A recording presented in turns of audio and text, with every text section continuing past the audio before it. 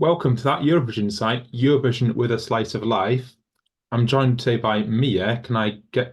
For those who don't know you, can you introduce yourself? Yeah, hi.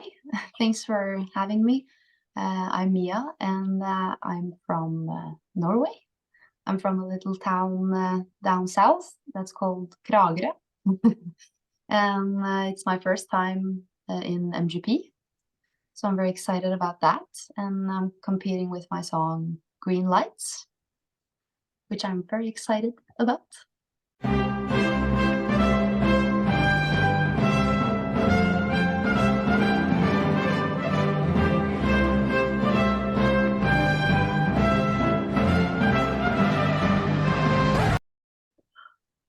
So it's your first time competing. Why have you decided to compete this year?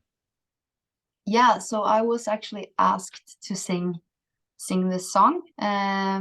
So that was an honor to be asked to be part of this competition with such a long tradition and so much, excitement and love in the community. So yeah, I had to kind of think about it first because the song was, when I heard it the first time, it was a bit different from what it is now. So I had to go into the studio and kind of see if I could make it my own. So I did that with my producer, and luckily it felt very right. And we just changed it, changed the chords, and changed like the sound and production of the song to make it more me. So yeah. So you first burst onto the music scene quite a while ago now with your song Dynasty. Can you tell me a bit more about that? Yeah, so Dynasty was my breakthrough. And that happened when I was 16, 17. So it's almost 10 years ago. That's crazy. And of course, that was amazing. Like the song premiered on Billboard and it was on fifth place, I believe, on the New Music Friday, the global playlist, and a lot of other like big Spotify playlists. So it was very huge, and it was like overnight. We got calls from like the major labels and a lot of important people, which was at that point, since I was so young, I don't really think I managed to take everything in. I think I was more like, oh, this is so cool, and that was my thoughts about it. But of course, I'm very grateful for everything that happened with that song because it gave me a very loyal fan base, which are with me still, today and rooting for me. And the song Dynasty is just living its own life still. It just keeps growing and growing. So that's really amazing to see, truly. And more about your song for Melodi Grand Prix, Green Lights. What's the story behind the song? What's the meaning of the song? Yeah, so I think the song originally, like the first time I heard it, my immediate thought was that it's about a relationship that doesn't work. Maybe the people have been trying and trying, and they're missing the green lights. They're not gonna make it work. And that was, I could try and relate to it in a way, but I had to kind of find my own meaning in the song, and because I really liked the lyrics that were there, and I didn't want to change them too much, and I didn't have time to really try my version because I had to finish the song pretty fast. So I just added like one sentence or two and made the bridge part to make it even more me. So the song to me is more about kind of the relationship I've had to myself over the years, because I've had a lot of issues with trusting myself and trusting kind of that I'm on the right path, if you know what I mean. Yeah. I've let my doubts and my fears get in the way of me going on the green lights or like seeing the good signs, the good things that are around me. So for me, this is kind of a mantra to just trust in my truth and just have faith that I'm on the right path, you know. So would you say a green light going for MGP, for example? Yeah, and that's kind of like, it's cool because I've held myself back from doing these types of things before. So it definitely is a green light now, and kind of this is a very good example of something where I just have to trust myself and trust that I've, you know, made the right decision and that this is really the best thing to do in the moment.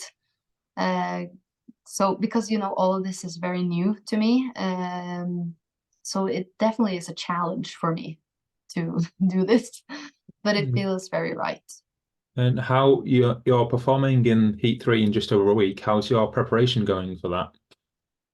I feel like it's going very well. I feel more and more ready each day and more excited. It's, you know, I love performing live. I always get nervous, no matter how big or small the concert is. But it's like what I love most about being an artist is to perform.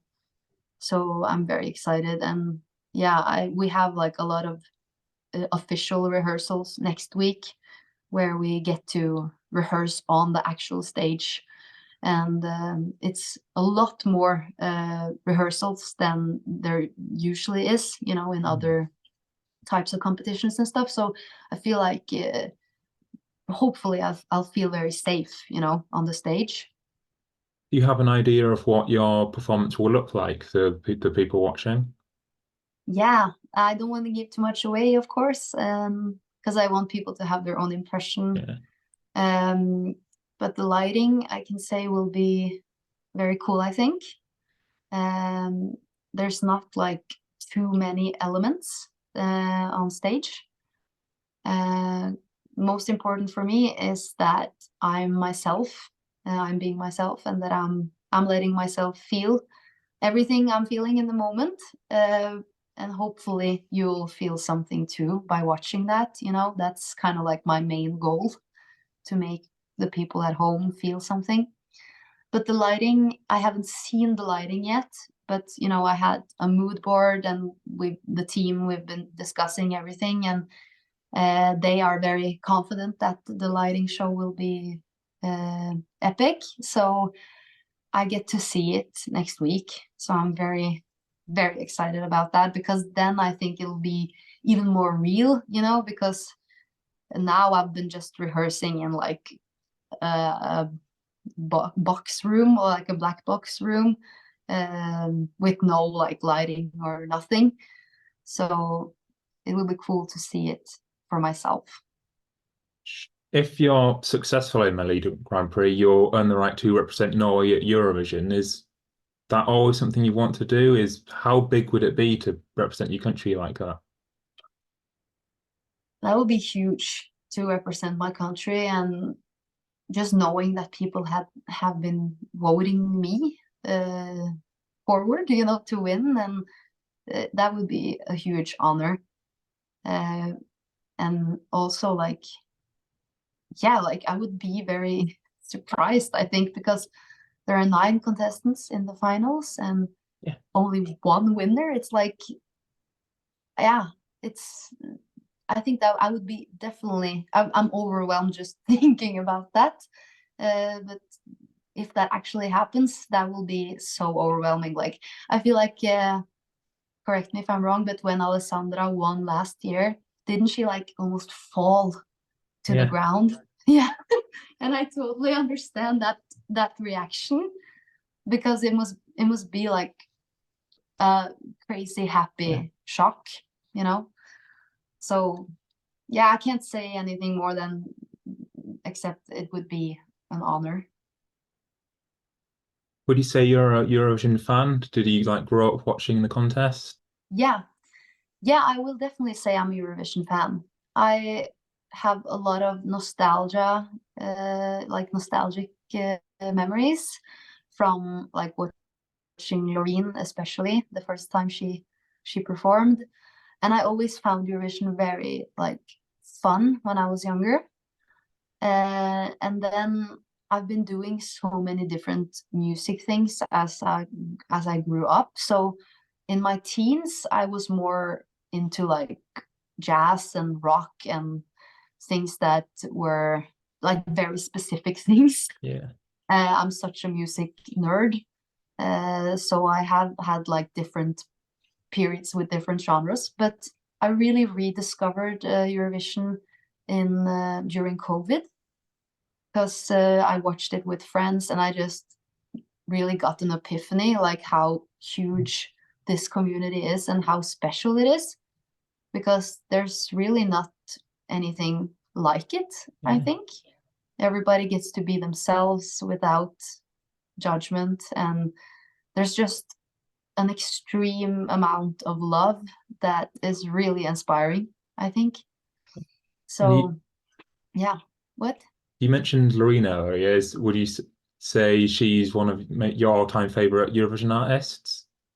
Yeah, she is my definite favorite. But And Måneskin is also uh, competing with her. and while we have you here, is there something you'd like to say while you've got a platform? Yeah,